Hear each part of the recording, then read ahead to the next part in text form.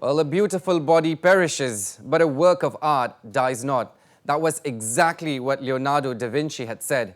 And these very same words ring true to us here on Showtime. I'm Aaron Lyngdoh. This week, we talk art with some of the region's finest artists. We intend to keep art alive. Let's meet my guests.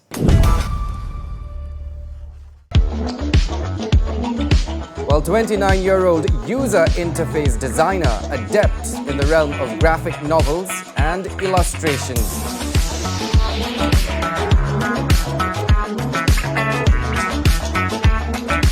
On plein air expert, documenting painting in untouched nature of Meghalaya.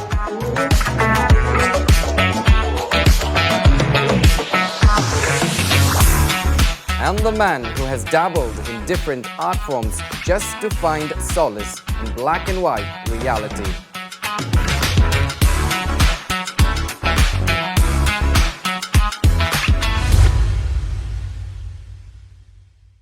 Well, Pascal Mario Kmenlang Pathaw is a Khasi lad from Shillong. He holds a degree in architecture from LPU Punjab and a master in design degree from the IDC School of Design, IIT Bombay.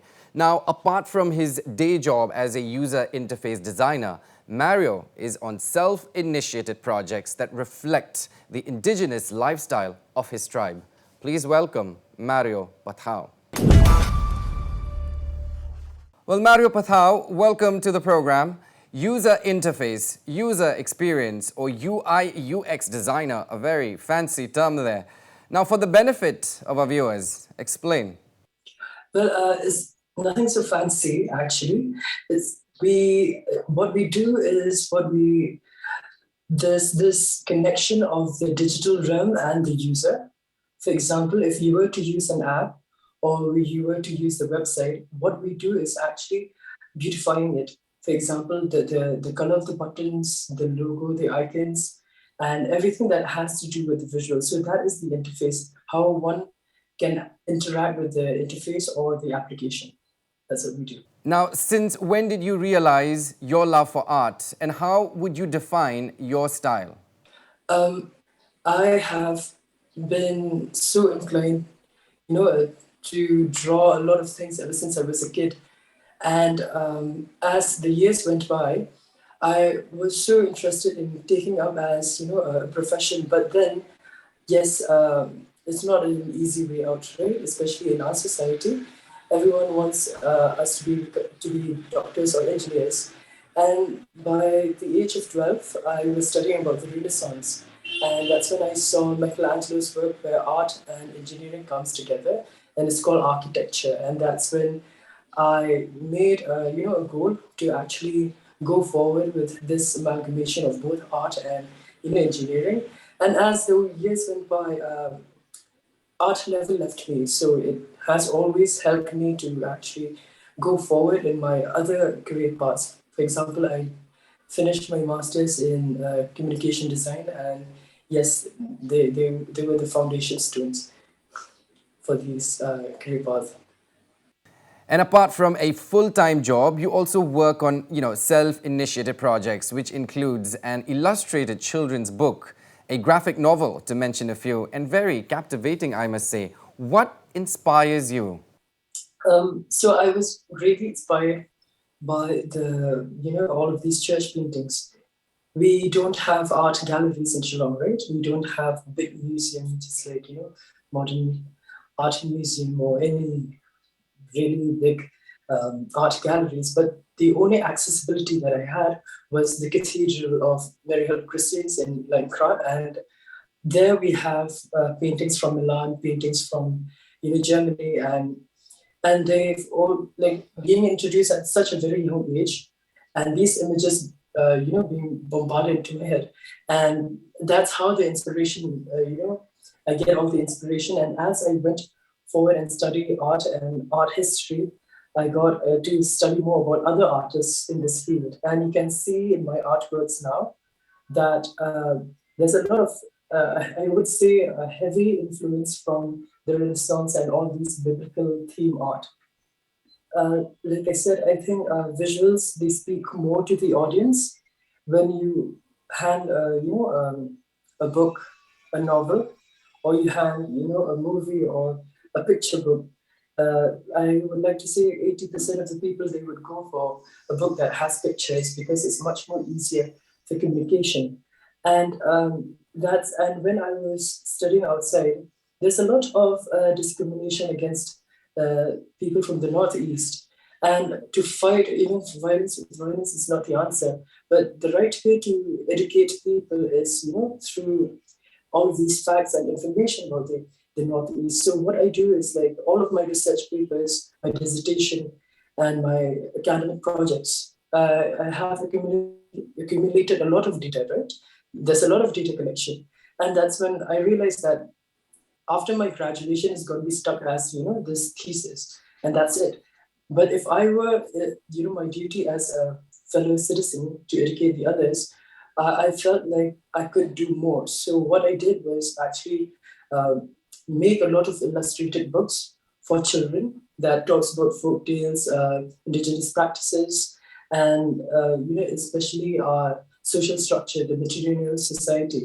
So that actually is one of those the kick boosters for for the reason why I do now. Now, from being an artist from a small town, what are some of the challenges you face? I ask because, sometimes our ideas and imagination can be limited due to the sheer lack of resources. Yes. One of the key factors of today's world that the accessibility, the internet is such a great platform, right? You can connect with so many people on the digital realm. But having said that, in Shillong, we lack all of these art spaces where, all of these art workshop spaces where we can actually meet other artists from this particular, local artists, share ideas, work on something. And we have all of these festivals like the Winter Tales festivals, Cherry Blossom festivals, and they have an art section. And when we meet, there's a lot of knowledge sharing. So, as I say, there's this session of knowledge sharing amongst us. We sit together, we paint, and we talk about the techniques of, some of them have completed their graduation from Shantiniketan, and they have, had the exhibition like Comcari in, New York and other places. It gives us a lot of, for us young artists to actually listen to them and get some more information or, an inspiration from them. So if we were to have these spaces and a lot of these programs that talks about art, I think it will be much more beneficial for the younger generation to take up art as, a career path. I think one has to understand that, without traditional art, there wouldn't be digital art. I think one has to actually practice and get to the point, with the traditional medium first. And once you have actually mastered that skill, then only you can actually move to the digital realm.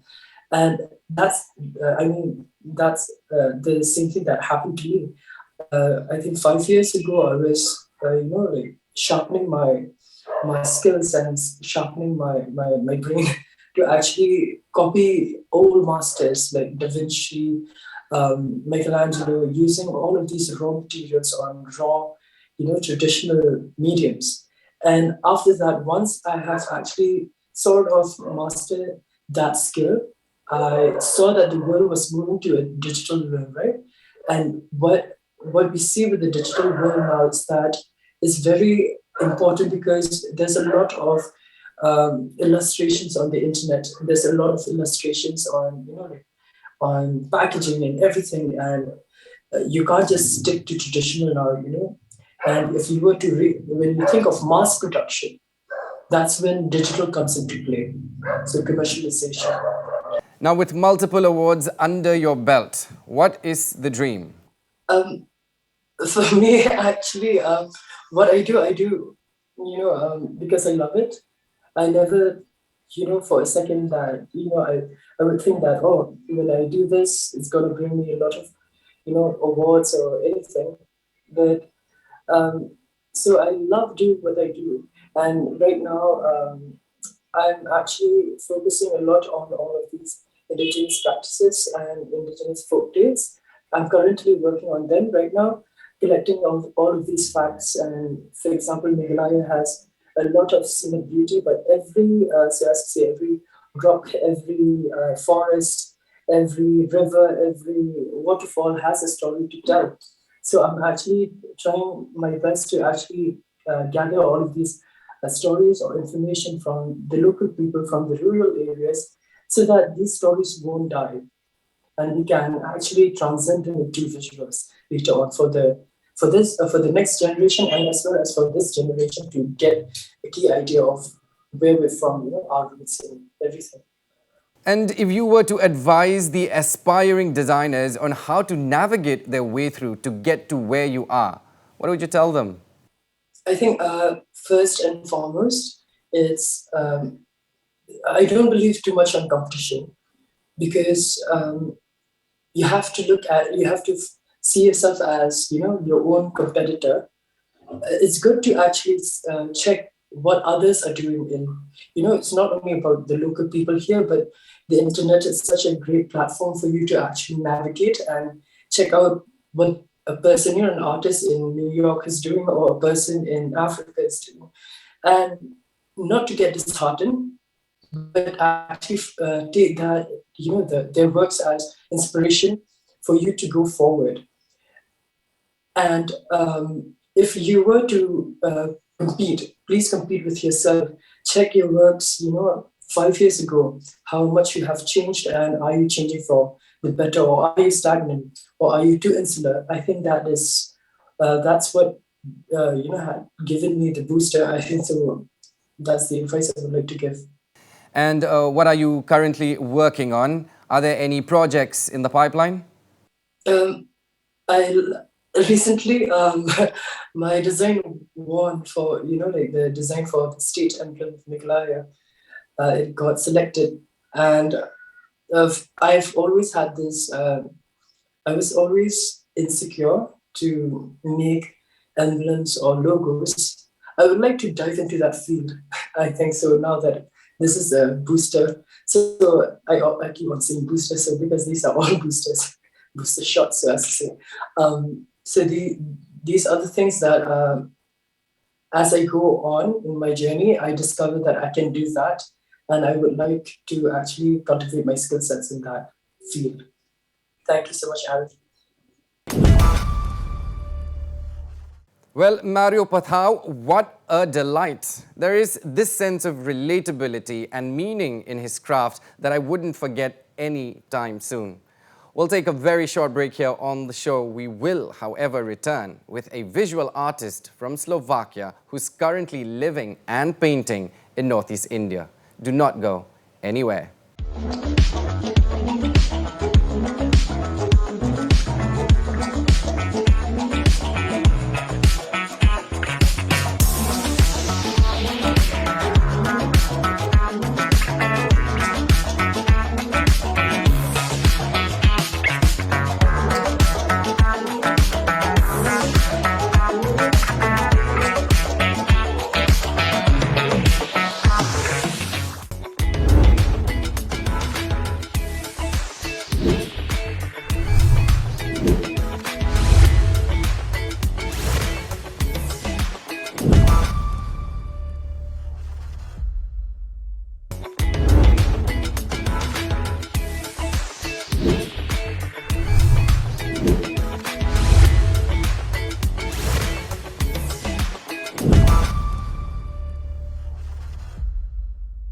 All right, welcome back, viewers. My next guest is a Slovakian, a visual artist, and a very dear friend.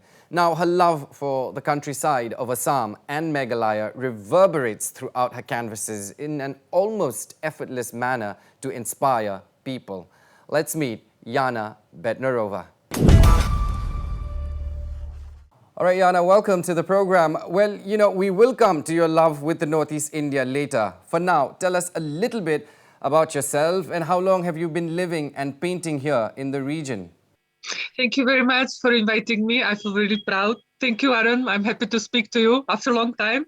So I'm a visual artist. I'm from Slovakia, and I came to India in 2012, if I'm not mistaken. To it was a long time back. I came to for an internship through ICCR. There was one program I applied, and I came to MS University Paroda, where I finished my master degree in painting. And I came the first time to Northeast for my research, for my final thesis. And one can say that I stayed ever since, but I used to come and go from 2014. I used to come and go to Northeast, to Assam. And later on, I moved to Meghalaya, I guess at 2015. So I have been painting in Meghalaya. Then I started my series of plein air painting. So that has started in 2015-16. So you can say 6-7 years in Meghalaya, like that. So, Jana, on plein air painting became the characteristic art technique for yourself. Can you explain to our viewers what on plein air painting is all about? Plein air means basically painting outdoor, directly on the spot. And this is one kind of technique which was used by the old classical masters since centuries, I would say, or mostly in 18th century. And the thing is that for me, my main motive of painting outdoor, in the spot, then in a studio, it's to capture the exact moment in that place and the capture atmosphere, which I found very different when I'm painting outdoor directly in the spot, and when I'll be just clicking some photos or making maybe some videos and Googling something and then working in a studio. So let's say just different style of painting, which involves to work with direct with the reality in front of you in the countryside. Plein air is countryside. It's not like working with a model. And for me, it's very important because I found it really helps me to develop my practice better than working in a studio, because I can really, it's for me not only just painting what I see, but also exploring what is happening on the canvas and what is happening with me. So it's one kind of process which I found like really important or interesting for me, which I found myself in it to more paint outside or get inspired by the places outside. And specifically me, I used to go to I try to search for the places which are like untouched nature or more of the wild jungles. So my main motto for that is to capture the portrait of the place and like preserving it in my painting. And you've been painting and documenting the beauty that the Northeast India has to offer. How has it changed your perspective and enriched the craft you're into? So I started like a few years back, and enrich my craft means that I used to paint by oil paint or oil. I used to use oil painting, and later on I had to switch to acrylic painting on canvas. And nowadays it has been 2 years. I'm trying to develop one technique where I will use more eco-friendly materials. So when I go to when I do the expedition to some places, then I don't want to use the acrylics and the plastic materials. So I'm trying to develop new technique which involves the traditional pigments Hengul Haital, which are known in Assam, and other pigments. And I'm trying to paint on silk. So I explored already the mulberry silk, but I would like to go more forward with the airy silk, also from Meghalaya. And I have been painting on one Tassar silk also. It's not only painting on canvas. I have explored this, or I'm trying to explore more the painting with ecological materials. And I'm definitely trying to involve other media like video to more convey the story, which is with my painting, and which is about to portray the beauty which used to be there and which I would like to preserve this way for the next generations because of these ecological changes and everything what is happening with our weather nowadays. We don't know how the jungles and wild nature will gonna look like in the future. So that's. Now, would you paint us a picture of the painting scene back home and painting scene here in the Northeast? So in terms of career in Europe, there is, I would say, like there is more on infrastructure and more institutions which works with the artists. And me myself, I'm a professional artist with an academic background because of I studied till master degree. And there are certain galleries which will exhibit only artists who choose art practice as a career, as their career. Although they are doing other works, I also do different other works, but I practice my art like nearly every day, and therefore I'm called the professional artist, or I'm called like the practice artist, and there are galleries or institutions which work with, we call it in Slovakia, unprofessional artists who just are having the passion for art and they are good at it and they are just trying to develop their personality and share their art with other people. And that means like that is another platform. And there are many other platforms which involve education and other streams and artists, and they try to connect art to society. So there, let's say like there is many layers of platforms in my place where I'm finding my own space. And I suppose I had two solo shows which were just about my art practice, and I've been participating in some group shows. Whereas in Northeast, I see, suppose here in Meghalaya, past 6 years, I don't know if I've seen any exhibition of the solo professional artists who practice the art for art. And there is more of some initiatives doing some maybe group shows, trying to revive some traditional art or some traditional forms, which is good. But therefore, I'll call it like here is very much in preliminary stage. But it's great. I can say it's great that people, also young people, after this corona, move back home and they are trying to do something in their place. So I believe I'm to see more and looking forward more. So I would say like for me also being here in Northeast, since there is very small art platform, so that's why we develop our own art platform called Picasso Pupils, where we organize art residency called Artist Point. And we do another small initiatives. And also back in Slovakia, we are creating our own kind of space because there is, for myself, it's just my opinion, I found myself, either you go to the art centers like Delhi and Bombay or anywhere in the world, and you try to pursue your career there. Or if you want to stay in your own place and you feel, this is the place where you want to also help other people, or like you want to do something creative, then you should just go ahead and do whatever the place offers.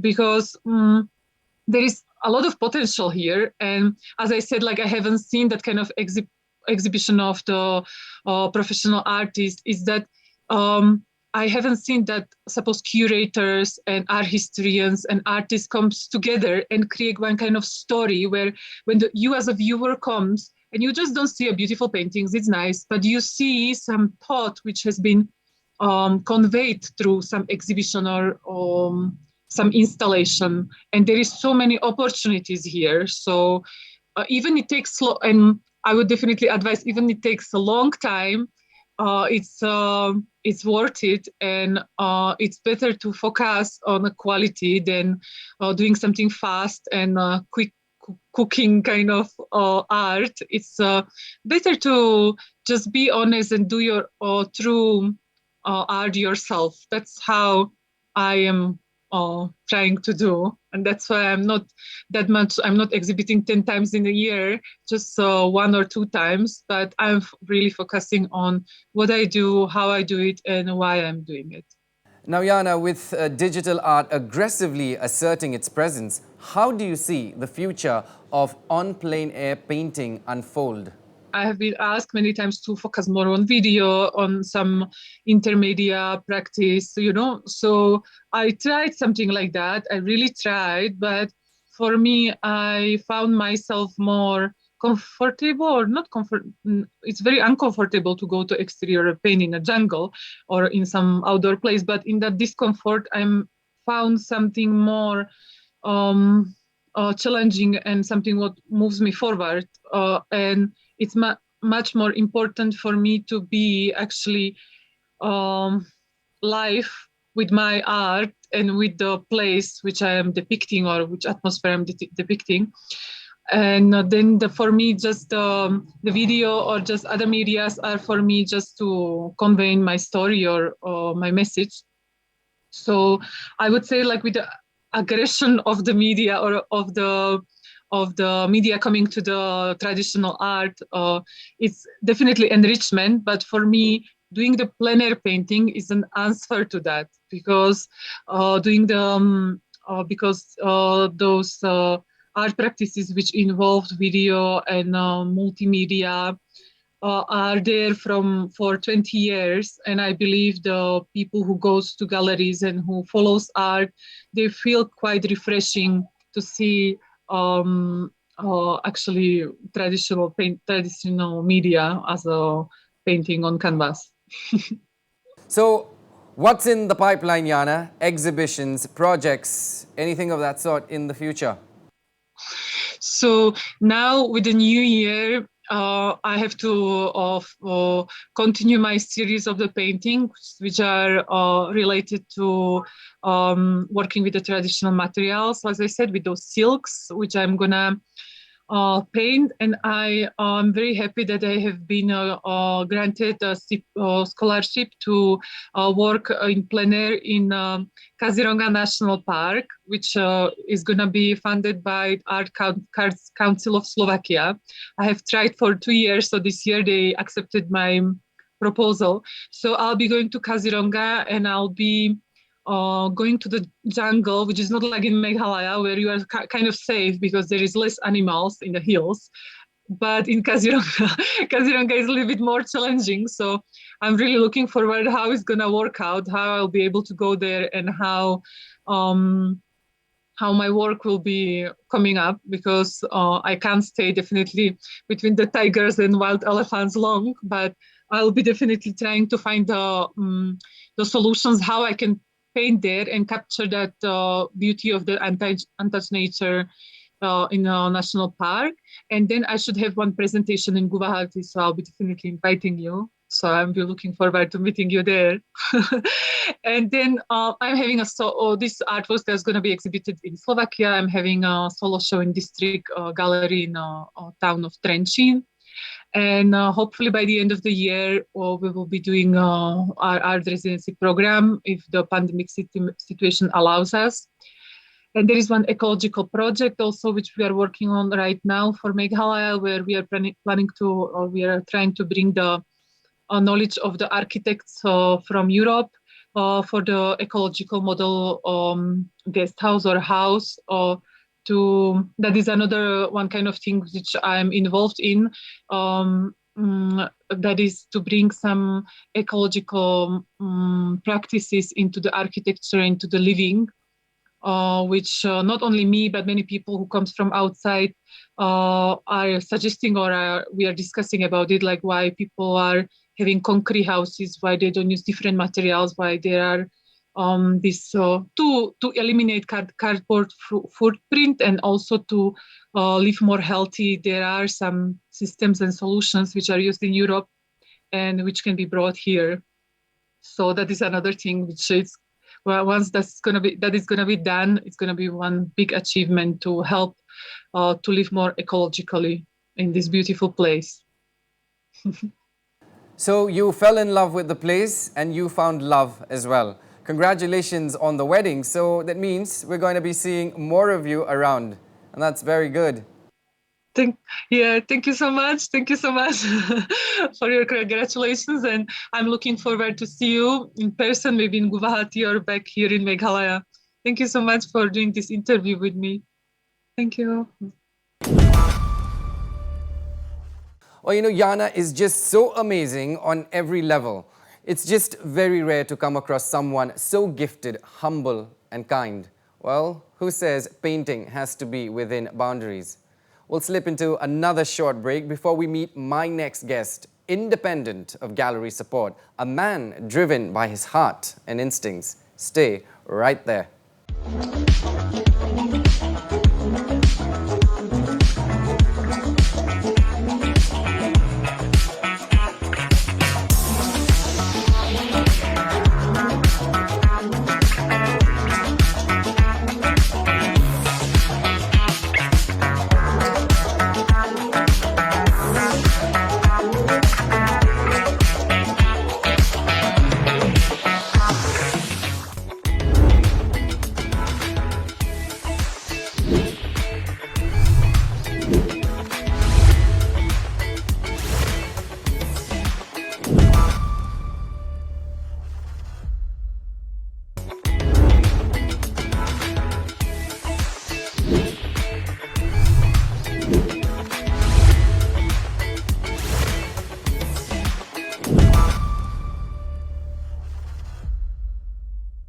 Now, welcome back, viewers.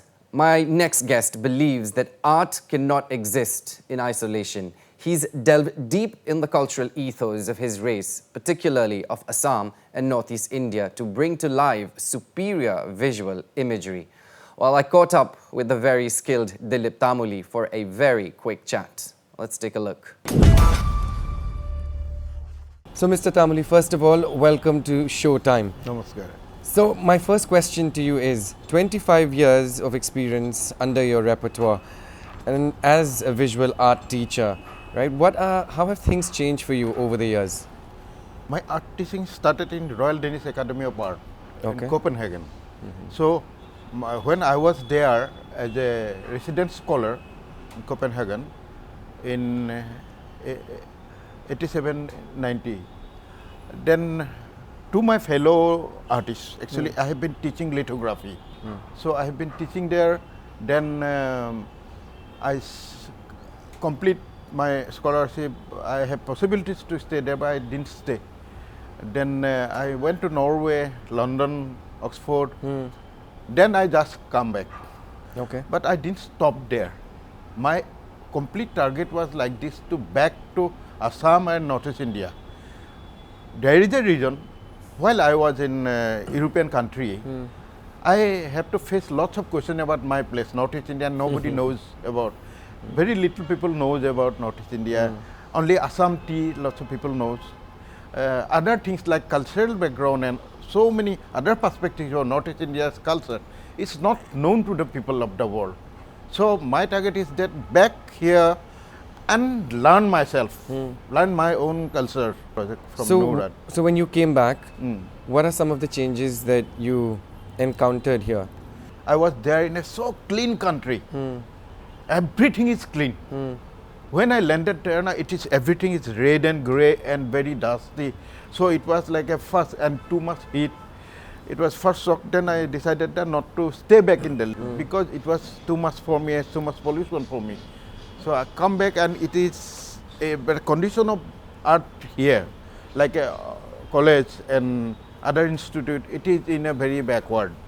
So my target is to make my people to frontline Indian art scene or international art scene. So I am connected. So my connection has been used by the new generation of artists, and I have been giving lots of time to my students to really build up and really understand visual. The world of visual art, also visual art market, also visual art expression, which can compare the standard of the international level, also national level. So to what extent has Assam, the place where you come from, affect your work? Yeah, that is lots of things, not only Assam. Like my works are very expressionistic. I work with a black expressionism. My works, it's very heavy black. It is like one layer to another layer of black. It's going inside the depth and finding out the new ray inside the depth, inside the black. That is, if you see back our like a Arunachali traditional art forms or Northeast Nagas doing lots of like grotesque, very very bold dark sculpture, and very bold, dark power, like a I say dark power of nature. They have been occurring.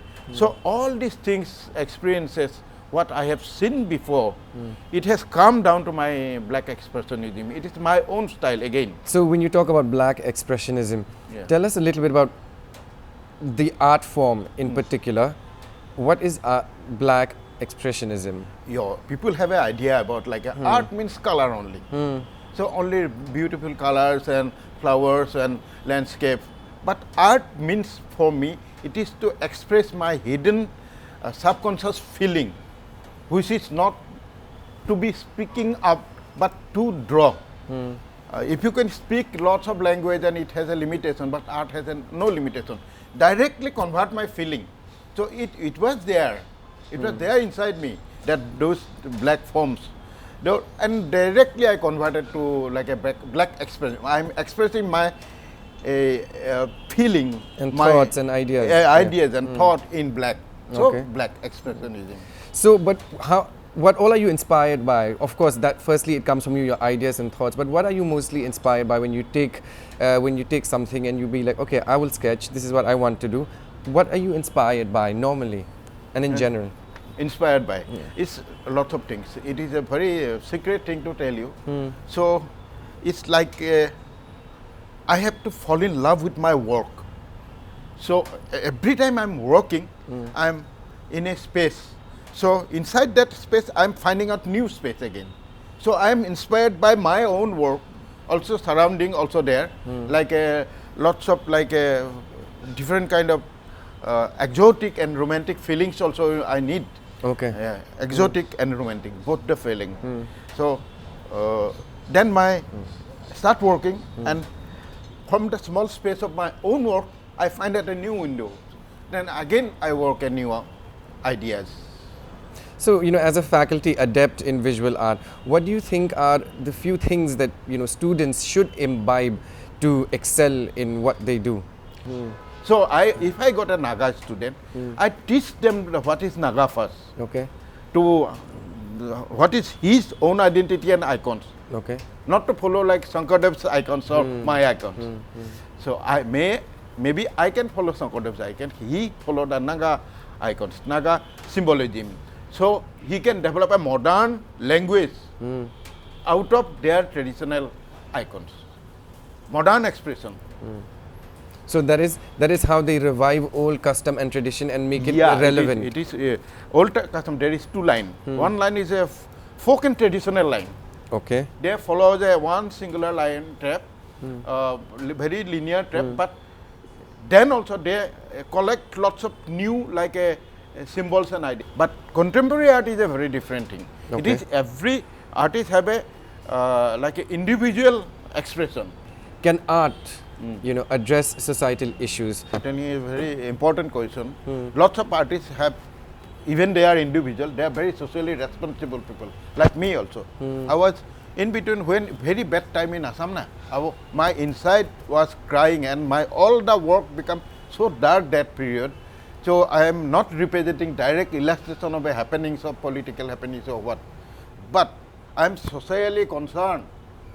I am, but I know lots of artists they are not concerned about society or politics or anything, but I am concerned. Yes. But every artist have a kind of a social responsibility. They are social being. Even they are individualists. They are working for their own self. But they are part of a society, part of a system.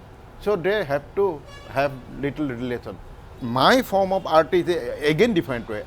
When I become sad for the social things, then my art also become very sad. It shows in your work. Yeah, it shows in my work.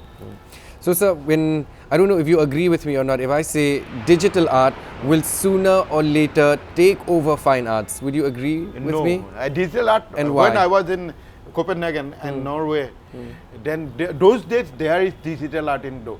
But slowly, from the market actually, there is a parallel line has been developed for digital art. But the main art thing is been complete running. Main art, real art, which is people are doing by themselves, that is completely a different phenomena. A digital art, they have a market for a big, like a big hotels. So they have a big digital wall with a digital art. But it is the common market for the art it is going on. Digital art couldn't take over the main art thing.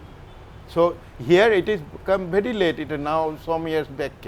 When I was in 90, before 90, I have seen digital art there. Okay. So digital art for some event they are doing it, but it is not actually market oriented. But it is common people are not collecting digital art. Okay, so that brings me to my next question. So, you know, what are some of the challenges that the artistic community from the region are facing? Because you've been abroad, then you came back to Assam. What do you think are the challenges that the community is facing? Artistic community have lots of challenges. There, lots of people are sticking on like a real art thing, but the big group of people are there. I told you already, they are going into the film world or television world. Big group of real artists like printmakers, graphic artists, painter, they are going into, especially printmaker, they are going more into like a television world. They're all my students from my fine arts department, and yeah, these boys are like gone into, and they are taking lots of other people also into that.